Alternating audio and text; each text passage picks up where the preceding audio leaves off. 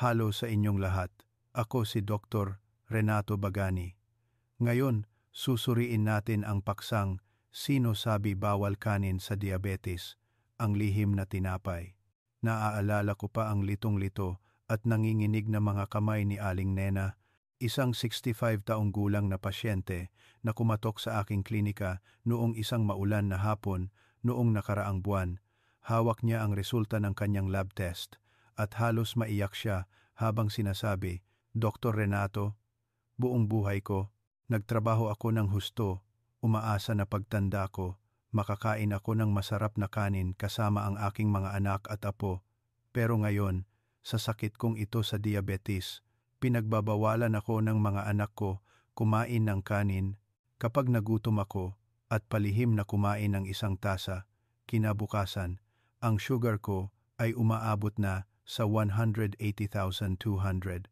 Takot akong mabulag, takot akong putulin ang paa ko, pero ang tiyan ko ay kumakalam sa gutom, hindi ko na kayang tiisin, doktor." Nakakalungkot pakinggan, hindi po ba?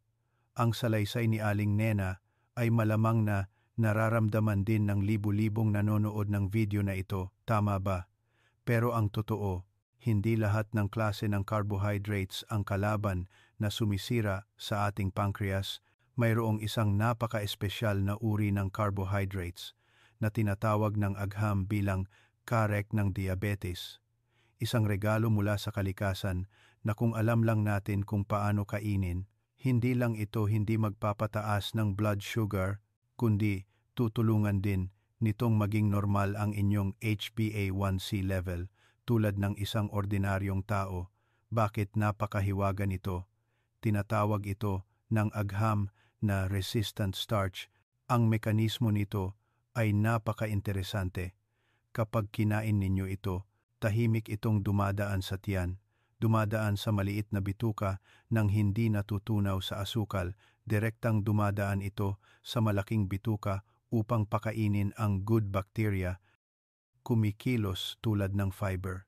Kaya naman, hindi nito pinapataas ng husto ang blood sugar pagkatapos kumain. Kaya, nasaan ang mahiwagang carbohydrates na ito? Mahal ba ito tulad ng nido soup o ginseng? Ang magandang balita para sa inyo ay nasa sarili lang ninyong kusina, mura lang at matagal na nating sinasayang. Ngayon, ituturo ko ang 6 na uri ng pagkain na ito. Ikinuwento ko ang istorya ni Aling Nena upang maintindihan natin na minsan, kaunting pagbabago lang sa paraan ng pagkain ay malaki na ang pagbabago sa ating kalusugan. Para sa mga unang beses na nakakita sa channel na ito, ako si Dr. Renato Bagani, isang doktor na dalubhasa sa pagsuporta at pagpapayo sa mga pasyente ng diabetes. Sa mahigit 25 taon ng praktikal na karanasan, nakaharap ko na ang libu-libong pasyente. Naiintindihan ko ang pakiramdam ng paghahangad ng isang piraso ng kamote o ang pagkaalala sa isang mainit na kanin na hindi mo man lang mahawakan. Ang hirap at pagkabagabag nito. Maraming nananatiling may lumang paniniwala na kung may diabetes ka, kailangan mong lubusang iwasan ang carbohydrates. Takot sa kanin at kamote na parang nakakita ng tigre, pero sa totoo lang, iyan ay isang malubhang pagkakamali. Ang labis na pag-iwas ay magpapahina lamang sa inyong katawan ng mas mabilis kaysa sa mga komplikasyon ng sakit, mangangayayat ang mga kalamnan, at manlalambot ang utak dahil sa kakulangan ng enerhiya. Sa video na ito, hindi ako magsasalita ng tuyo at formal na teorya. Pinili ko at dinala ko rito ang listahan ng 6 na pagkain na pinakamayaman sa resistant starch na napatunayang sa klinikal na pag-aaral ay nakakatulong sa pagpapababa ng blood sugar at cholesterol. Hindi lang listahan ang ibibigay ko, tuturuan ko rin kayo ng tiyak na paraan ng pagluluto. Malinaw na dami kada gramo, kung gaano karami ang kakainin, kailan kakainin, at paano lutuin upang ang lason ay maging gamot. Maraming sa inyo ang siguro nagtataka, paano ito gagawin ng tama? Huwag mag-alala, ipapaliwanag ko ang mekanismo ngayon upang maging panatag kayo sa pagsubok. Ang nakakagulat na katotohanan ay parehong kamote o parehong tasa ng kanin, ngunit ang paraan ng pagluluto ninyo ang magdedesisyon kung ito ay asukal o gamot. Karaniwan, ang lutong carbohydrates ay pinaghihiwa-hiwalay ng digestive enzymes sa glucose at mabilis na naaabsorb sa dugo, ngunit ang resistant starch ay kumikilos bilang isang matatag na bodyguard. Ito ay lumalaban sa inyong digestive enzymes. Kapag bumaba ito sa malaking bituka, ito ay nagpapa-ferment at lumilikha ng short-chain fatty acids. Ang mga fatty acids na ito ay gumagawa ng dalawang napakahalagang gawain. Nagpapadala ito ng signal sa utak na nagsasabing, "May-ari, busog na ako, huwag nang kumain pa." Tinutulungan nito kayong mabawasan ang paghahangad sa snacks. Tinutulungan ito ang mga cells sa katawan na magbukas ng mas madali upang makapasok ang asukal. Kaya nababawasan ang insulin resistance, ang ugat ng type 2 diabetes. Nasaan ang trick sa pag-apply nito? Ang sekreto ay nasa temperatura. Ang ilang pagkain, kapag naluto na at pinalamig, ang istruktura ng carbohydrates ay magbabago at ang dami ng resistant starch ay biglang tataas ng 2 o kahit 3 beses kumpara sa pagkain ng mainit. Upang mag-alaga ng tama, kailangan nating maunawaan kung bakit napakahalaga ng mekanismong ito, at ang unang pagkain sa listahan ay magpapagulat sa inyo dahil ito ang pagkain na pinakaiwasan ninyo ng husto. Uri 1. Kanin lamig. Ang nakalimutang gamot. Maniniwala ba kayo? Ang mainit na kanin na halos mapasok ka sa pagkaing napakainit ay lason na nagpapataas ng blood sugar, ngunit ang kanin lamig ay isa mismong napakagandang gamot. Ito ay isang katotohanan na hindi alam ng marami. Bakit ganito kakaiba? Kapag naluto ang butil ng bigas, ang mga molecule ng carbohydrates ay lumalabas at napakadaling tunawin. Ngunit kapag pinalamig ninyo ito, ang mga molecule na ito ay muling nag-aayos, nagiging mas compact ang pagkakristal, ang tinatawag na phenomenon ng retrogradation ng starch. Sa puntong ito, ang digestive enzyme sa tiyan ay sumusuko, hindi na ito kayang hiwain, at kaya ito ay nagiging resistant starch. Kaya, paano kumain ng kanin lamig ng tama ayon sa siyensiya? Tandaan ang formula na ito: luto ang kanin, gaya ng dati, haluin at palamigin sa temperatura ng kwarto, pagkatapos ay ilagay sa refrigerator sa loob ng 24 oras o kahit man lang magdamag. Kapag kakainin, maaari ninyo itong bahagyang painitin muli. Huwag mag-alala, ang pagpainit muli ay hindi mawawala ang nabuong resistant starch. Balik sa istorya ni Aling Nena sa simula ng video. Pagkatapos kong ipaliwanag, umuwi siya at agad itong in-apply. Niluto niya ang kanin gabi pa, inilagay sa refrigerator. Kinabukasan sa tanghali, kinuha niya ito at pinasingawan. Kinain kasama ng isang malaking plato ng gulay at isang piraso ng tinapa. Pagkatapos ng 1 linggo, tinawagan niya ako at ipinagmalaki, "Dr. Renato, milagro. Ang blood sugar ko, pagkatapos ng 2 oras, ay nasa 140,150 na lang, hindi na umabot sa 200 tulad dati, at busog ako ng matagal. Hindi na kumakalam ang tiyan ko bandang 4:00 ng hapon. Gayunpaman, may isa akong mahalagang payo. Ang resistant starch ay hindi nangangahulugang maaari kang kumain ng kahit gaano karami. Dapat pa rin kayong kumain ng humigit kumulang isang maliit na tasa, mga 100,120 gramo lang bawat kainan. Huwag dahil maganda ito ay kakainin ninyo ng 3 o 4 na tasa, baka maging baliktad ang epekto. Siguro, marami sa inyo ang nag-iisip ngayon, kung katulad din kayo, akala nyo masama ang kanin, kaya iniiwasan nyo. Ngayon, dumako tayo sa pangalawang pagkain. Napakamura at madalas makita sa palengke, pero madalas nating nilalagpasan. Uri 2, hilaw na saging. Hindi hinog na saging. Ang pangalawang pagkain na gusto kong ipakilala ay saging.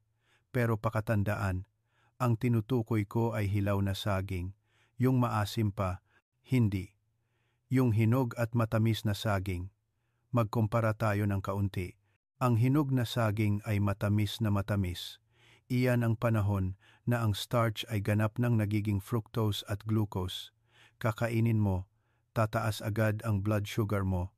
Pero ang hilaw na saging, kapag hindi pa ito hinog, ang laman ng saging ay naglalaman ng 70,080% resistant starch sa anyo ng type 2 granules.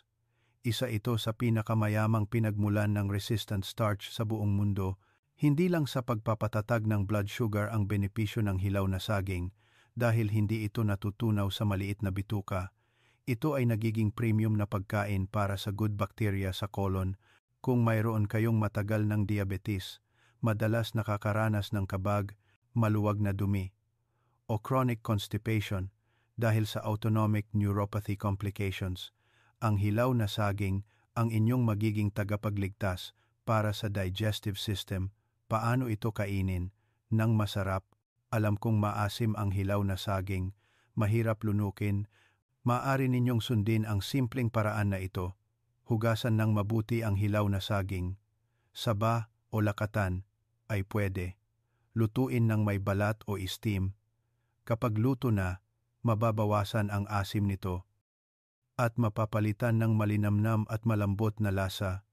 Kumain ng mga isang piraso bawat araw bilang snack sa umaga o hapon. Isawsaw sa konting asin. Napakasarap. O kaya, mayroon na ngayong nabibiling green banana flour. Maaari kayong maghalo ng 1 o 2 kutsara sa mainit na tubig at inumin bago kumain. Nakakatulong ito sa lining ng tiyan at napakabisa sa pagkontrol ng blood sugar. Maraming pasyente ang nagtatanong kung mayroon bang mas malumanay na opsyon kung hindi nila gusto ang lasa ng maasim at madalas silang masakit ang tiyan. Ang sagot ay ang pangatlong pagkain na susunod, isang bagong trend sa pagkain na napakabuti para sa puso, uritre, overnight oats.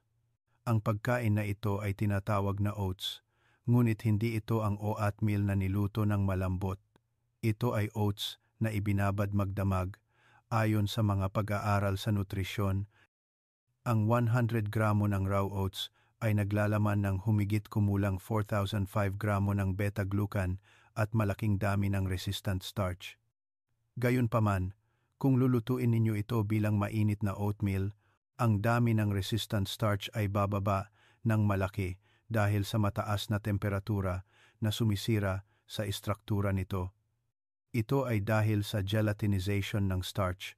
Kaya, ano ang solusyon upang mapanatili ang buong benepisyo ng oats? Ito ang cold soaking method o overnight oats. Tuturuan ko kayo ng tamang recipe para sa mga may diabetes.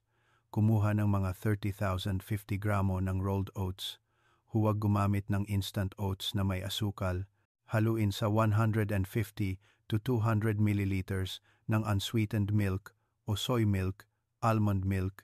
Magdagdag ng kaunting chia seeds kung mayroon.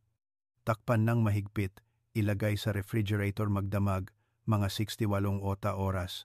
Kinabukasan, paggising, kuhanin at kainin ng direkta sa puntong ito. Ang oats ay lumambot na, malinamnam at malamig, kaya napaka-refreshing kainin. Doble benepisyo. Hindi lang ito nakakatulong sa pagpapatatag ng blood sugar na may napakababang glycemic index, kundi ang mucilage beta-glucan sa oats ay parang walis na naglilinis ng masamang kolesterol, LDL cholesterol, mula sa blood vessels. Pinoprotektahan ang puso. Hinihikayat ko kayong subukang palitan ang pares o lugaw na maraming maalat na pampalasa ng oatmeal na ito ng mga 3 beses sa isang linggo, mas magaan sa tiyan at nililinis ang katawan. Isipin na lang, isang umaga pagising, masarap na masarap ang isang overnight oats na malamig, ang pakiramdam ng katawan ay gumaan na parang humihinga, at ang blood sugar ay stable. Pero teka lang, ang pang-apat na pagkain ay ang paboritong pagkain ng marami sa inyo na may lasa ng ating bayan. Maraming sa inyo ang siguro nagtataka, Kakaiba ba ang listahan na ito? Puro mga pagkain na akala nyo ay dapat iwasan. Pero kung alam lang ang tamang paraan ng pagkain, nagiging mahalagang gamot pala, napakaintindihin ko kayo. Ang pagbabago ng ugali na matagal nang nakatanim sa ating katawan sa loob ng ilang dekada ay hindi madali. Sanay na sa mainit at malinamnam na kanin. Ngayon sasabihan na kumain ng kanin lamig, kumain ng hilaw na saging na parang mali at mahirap lunukin. Pero mga minamahal, ang gamot ay mapait, ang katotohanan ay masakit pakinggan, ang ating katawan ay napakatalino. Subukan nyo lang na maging matiyaga ng 1 o 2 linggo. Ang pakiramdam ng pagiging malusog, magaan, at ang magandang resulta ng lab test ang magiging pinakamapanatag na sagot. Subukan lang natin paunti-unti. Hindi kailangan pilitin ang sarili na magbago agad-agad. May isa pang bagay na bihira na nababanggit. Iyon ay kung paano pagsamahin ang mga resistant starch na ito upang hindi kayo mabusog. Mamaya sa huling bahagi, mayroon akong sample menu suggestion para sa inyo. Tandaan na manatili at makinig. Ngayon, dumako tayo sa pang-apat na pagkain, napakapamilyar sa hapagkainan ng mga Pilipino. Uri 4, mga iba't ibang uri ng beans at pulses. Ang pang-apat na pagkain ay ang pamilya ng beans at pulses. Maraming sa inyo ang takot kumain ng beans dahil takot sa kabag, bloating, at madalas na pag-utot. Ang takot na ito ang nagiging dahilan upang palampasin ninyo ang pinakamurang pinagmulan ng resistant starch at plant-based protein sa buong mundo. Alam nyo ba, ang 100 gramo ng lutong beans ay maaaring maglaman ng hanggang 3,006 gramo ng resistant starch, mas mataas kaysa sa puting kanin. Ang mga uri ng beans tulad ng black beans, mung beans, lentils, chickpeas, kapag naluto, ang balat at istruktura ng butil nito ay mismo ang humaharang sa mabilis na pagtunaw. Nakakatulong ito upang manatili kayong busog ng matagal. Kapag kumain kayo ng 1 tasa ng ginataang munggo na hindi gaanong matamis bilang snack, hindi na kayo hahanap ng mga matatamis. Maliit na tip upang hindi kayo mabag. Ang sikreto ay ang ibabad ng mabuti. Bago lutuin, ibabad ang beans sa maligamgam na tubig nang hindi bababa sa 8 oras o magdamag. Palitan ang tubig ng 1 o 2 beses. Nakakatulong ito upang alisin ang mga anti-nutrients at mga sangkap na nagdudulot ng kabag. Pagkatapos, lutuin ng malambot. Ang mga pasyenteng may acute gout ay dapat limitahan ang pagkonsumo ng beans dahil naglalaman ito ng katamtamang dami ng purine. Ang mga pasyenteng may stage 3004 kidney failure na may mataas na potassium sa dugo ay dapat na kumonsulta sa kanilang doktor bago kumain ng beans dahil sa mataas na potassium content nito. Para sa mga pasyenteng may diabetes na may normal na kidney function, ang beans ay tulad ng ginto. Maaari kayong magluto ng kanin na may halo ng beans. Masarap at nakakabawas pa ng puting kanin na kinakain. Parang paradoxical. Hindi ba?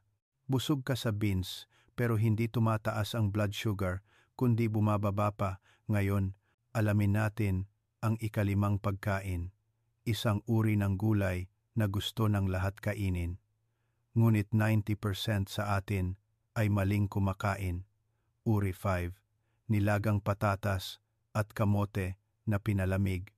Karaniwan, gusto nating kumain ng french fries, mashed potatoes na may keso, o inihaw na kamote na malinamnam. Ang resulta, sa mainit at durog na estado na iyon, ang starch sa patatas ay ganap ng nasira. Ang glycemic index, GI, ng inihaw na patatas na mainit ay maaaring umabot sa 85, halos katulad ng direktang pagkaing asukal. Pagkatapos kumain, tataas agad ang blood sugar. Paano ito gawing resistant starch? Gawin ninyo ang kabaligtaran. Hugasan ng mabuti ang patatas. Huwag balatan, ilaga hanggang lumambot. Huwag masyadong lulutuin para hindi madurog, hanguin, palamigin, at ilagay sa refrigerator nang hindi bababa sa 12 oras. Kapag kakainin, maaari ninyo itong hiwain ng maliliit at ihalo sa salad na may suka at mantika o kainin ng direkta. Sa puntong ito, ang GI ng patatas ay bumaba na sa mga 50,060 fe. Malaki ang pagtaas ng resistant starch na nakakatulong sa pagpapalusog ng gut lining at pagpapatatag ng blood sugar. Tandaan, ilaga ng may balat at palamigin. Iyan ang mantra para sa patatas at kamote. Sa totoo lang, maraming tao ang nagkakamali dito nang hindi nalalaman. Akala nila ang patatas at kamote ay gulay kaya pwede kainin ng walang limitasyon. Pero ang resulta, biglang tumataas ang blood sugar. Pero maging matiyaga pa ng kaunti, ang huling pagkain na ito, ang hari ng mga butil, isang napakagandang upgrade para sa pang-araw-araw na pagkain, uri size, sprouted brown rice, GABA rice. Ang huling pagkain ay mas premium kaysa sa ordinaryong brown rice. Ito ay sprouted brown rice, o kilala rin bilang GABA rice. Ang ordinaryong brown rice ay maganda na dahil mayroon pa itong bran layer, ngunit kapag ang butil ng brown rice ay ibinabad at hinayaang tumubo ang maliit na sprout, ang nutritional value nito ay biglang tataas, lalo na ang GABA na nakakatulong sa pag-relax ng nervous system, pagbabawas ng stress, napakahalaga para sa mga pasyenteng may diabetes na madalas mag-alala at ang dami ng resistant starch ay mas mataas kaysa sa ordinaryong brown rice. Ang makapal na bran layer at ang nabubuhay na sprout ang nagpoprotekta sa starch sa loob. Kapag kinain ninyo ito, kailangan ng katawan ng maraming pagsisikap upang tunawin ang balat na iyon, kaya ang asukal ay napakabagal na lumalabas sa dugo. Tulad ng drip coffee, may isang pasyente ako, si Mang Tony, na dati ay kumakain ng ordinaryong brown rice at nahirapan dahil matigas ito. Masakit ang tiyan, kaya itinigil niya, anpusan. Pagkatapos, pinayuhan ko siyang lumipat sa sprouted brown rice dahil mas malambot ito kaysa sa ordinaryong brown rice. Matiyaga siyang kumain ng 3 buwan bilang kapalit ng pansit o lugaw sa umaga. Ang resulta ay nabawasan niya ang 1 dosis ng insulin injection sa gabi. Tuwang-tuwa siya at halos umiyak.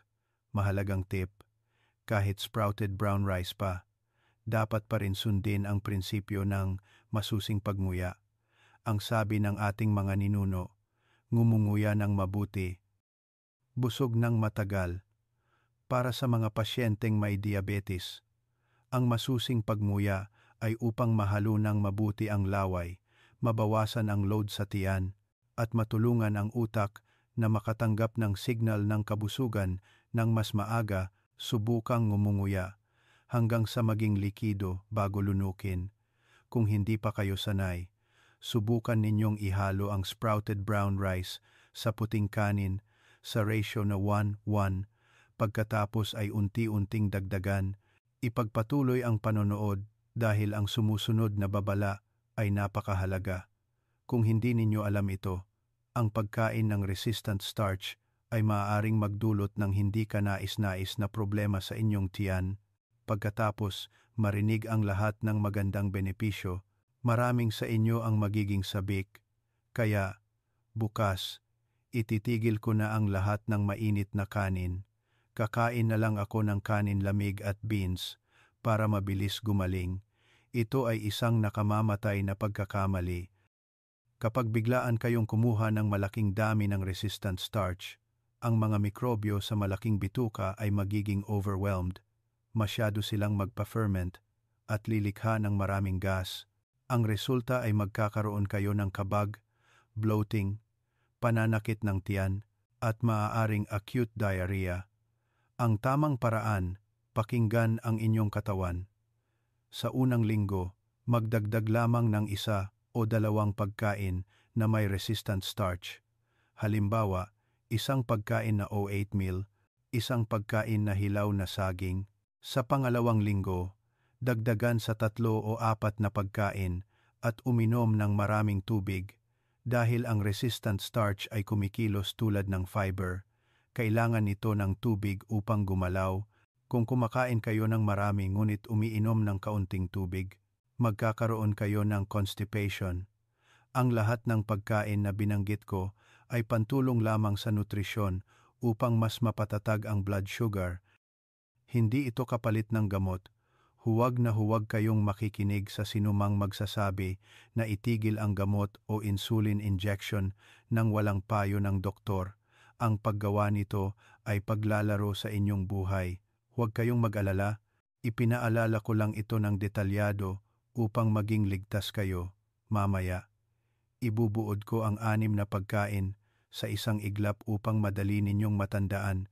Kaya, natapos na natin ang 6 na nights na nagpoprotekta sa blood sugar. Ibubuod ko ito upang matandaan ninyo o kaya ay i-screenshot, kanin lamig, ilagay sa refrigerator ng 24 oras, bahagyang painitin, hilaw na saging, ilaga ng may balat, isawsaw sa asin, overnight oats, isok sa gatas, huwag lutuin, mga uri ng beans, pulses, ibabad ng mabuti, lutuin, kainin ng may balat, nilagang patatas, kamote, ilaga ng may balat, palamigin ng 12 oras, sprouted brown rice, palitan ang puting kanin, ngumunguya ng mabuti. Checklist ng pagkilos ayon sa oras para madali ninyong ma-apply. Umaga, isang overnight oats o isang nilagang hilaw na saging, simulan ang araw ng magaan. Tanghali, kanin lamig na pinainit, adobong beans, patatas salad para sa pangmatagalang enerhiya. Gabi, unahin ang maraming gulay at protina. Bawasan ang carbohydrates hanggat maaari, kahit resistant starch, upang makapagpahinga ang pancreas. Sa 6 na pagkain na ito, alin ang sa tingin ninyo ang pinakamasarap at pinakamadaling i-apply sa inyong bahay? I-comment ang numero o pangalan ng pagkain sa ibaba upang malaman ko. Ang paglalakbay sa pakikipaglaban sa diabetes ay isang mahabang marathon, hindi lang isang araw o 2 araw. Pero huwag kayong mag-alala, hindi kayo nag-iisa. Ako, si Dr. Renato Bagani, at ang channel na Kalusugan sa Pagtanda ay laging nandito upang samahan at ibahagi ang bawat maliit na tip upang maging masaya at malusog kayo kasama ang inyong mga anak at apo. Kung nakita ninyong kapakipakinabang ang video na ito, huwag itong itago sa inyong sarili. Pindutin ang share button ngayon din at ibahagi ang video na ito sa inyong mga kaibigan, pamilya na nahihirapan din sa blood sugar at nag-iwas sa pagkain ng husto tulad ninyo.